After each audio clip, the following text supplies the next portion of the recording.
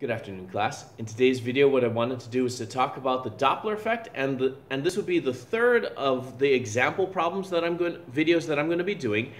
In this video, the reason why I'm labeling this one as more of an intermediate to advanced kind of video is because this is a two-step problem, and the reason why this type of problem is generally harder for most students, and the reason why it's harder is because you not only have to know just the initial equation that's being dealt with in this problem, but you have to know what the second equation is that you're going to need to use to actually get the information that you need to actually solve the original problem.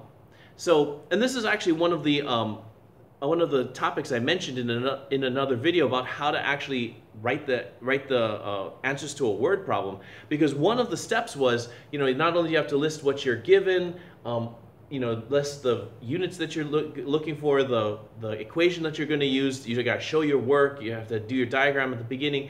Not only that, but you also at the end have to answer the question, because sometimes you may do some work and say, oh, I've got an answer, I'm just going to write that down, and that answer may make absolutely no sense when it comes to actually answering the question that is being asked. So in this case, it says, the question is, what frequency do you hear? And sometimes, especially in test situations, some students tend to get a little bit too excited, or they get a little too panicked, and what they do is they answer the first thing that they can figure out and then put that as the answer, and which is completely, it's a good first step, but it's not the actual answer to the question. And so that's why one of the test taking tips I want to suggest to you is that instead of just going for it and just doing a bunch of math and then solving the problem and hoping that it's going to be good, what I want you to do is remember, always ask yourself, what question am I answering? And does this answer that I just calculated answer that question? Because if it does, great. You've got an answer, write it down, move on to the next question on the test. If it doesn't, you need to move on. Like, you need to actually figure out what actual question needs to be answered and then address that. Hopefully what you did earlier is useful and you can use it to help you along the way, but if it's not, sometimes you have to just start from the beginning. So this is an example of where things can go wrong, or things can get a little bit crazy. And what I hope, though, is that you'll see at the end of this example that it's not that bad. It's really, yeah,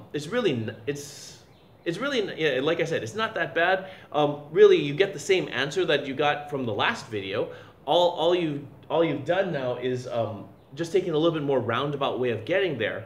But because of all the physics that we've done so far, I'd be within my rights to ask you that kind of a question. Just not at the most basic levels, obviously, but at the more advanced levels, I could definitely ask a question like this on a test. So don't worry about it if you're watching this as in the most basic levels of physics. You won't have to worry about a problem like this.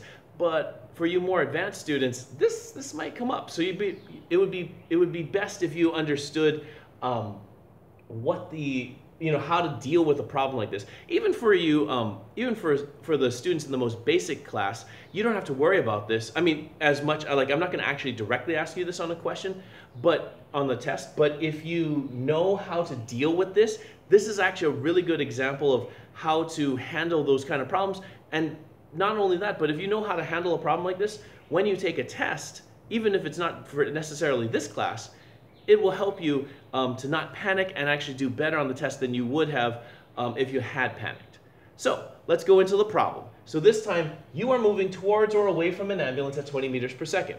Hopefully you noticed that from the last video, this is the exact same problem. So far I haven't changed anything. It emits a frequency of 300 hertz if the ambulance is stationary and the air temperature is 15 degrees Celsius. What frequency do you hear? Now notice, what I'm going to do now is I'm going to just say, okay, I've heard the question, I've read it, I've heard it, I'm going to just now translate it into more of the form of like the first half of all the review problems that I give for homework. And so I'll say, okay, what frequency do I hear? Okay, that means that's the frequency of the observer. I don't know what that is, so I leave it as a question mark. Then I say, okay, the ambulance emits a frequency of 300 hertz. Aha, that's the frequency of the source, so therefore that's 300 hertz. I'm going to write that over here. Then I'm going to need the velocity of or the speed of the observer, which is 20 meters per second. So perfect, I've got that information. Oh, but I don't know what the speed of sound is. So I have to leave that as a question mark. So I could set up my problem over here. I could do all of this, and I would say, okay, I can make this work out.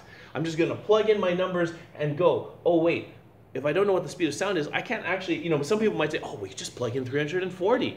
That's always the speed of sound. No, it's not. Not always. It could be something different, and if that's the case, your answer is going to be definitely wrong.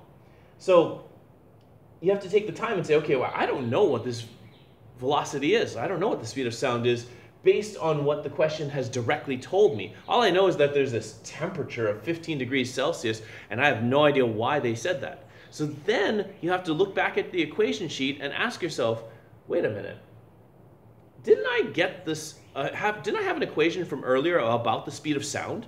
And then you would say, oh yes, that's right. There is the speed of sound in air that does deal with temperature. So I need to use that equation in order to get the information I need to then be able to actually answer the question. So here we go. Because so since we're dealing with the speed of sound, I'm going to be using V equals 331 plus 0.6 T sub C in meters per second. Is this about a low temperature versus high temperature type of scenario? The answer is actually, in this case, this is low temperature enough where even it doesn't matter which equation you use, you'll generally get a good enough answer. And I would have considered 15 degrees Celsius as fairly low temperature. Some people, some other teachers may not consider that. They might say, no, that's high temperature and you got to use it from there. But in this case, it's a good enough approximation, so I use the low temperature speed of sound equation. So in that case, I say, okay, well, 331 plus 0.6 times 15, what is that? Oh wait, 0.6, that's 3/5, isn't it? So 3/5 times 15 is 9, and 331 plus 9 is 340. So, oh, I've got my velocity from before. I actually got 340 meters per second. Great. So I can actually plug it in, and all of the work that I did from the last video is actually exactly the same. But I had to do this first, because what if this was 16 degrees Celsius? Then this number wouldn't be 340, it'd be like 340 point something, which would obviously throw off this number and this final answer over here.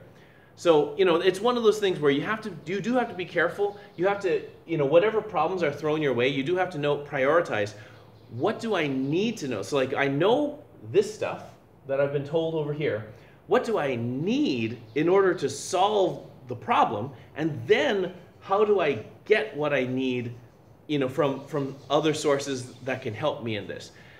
That's one of the ways to deal with a two-step problem, and that's, again, it's not necessarily an easy skill to obtain, but it is one that would be good if you could obtain that quickly, so that when you take tests in the future, you recognize that you're not given all of the information right away, but you can find, enough from other course material that you can actually find the answer. It helps you to stay calm, not panic, and then do better on the test than you would have if you did panic. So that concludes how to deal with an example problem from the Doppler effect, especially a two-step problem. Good luck in your studies, and may the force be with you.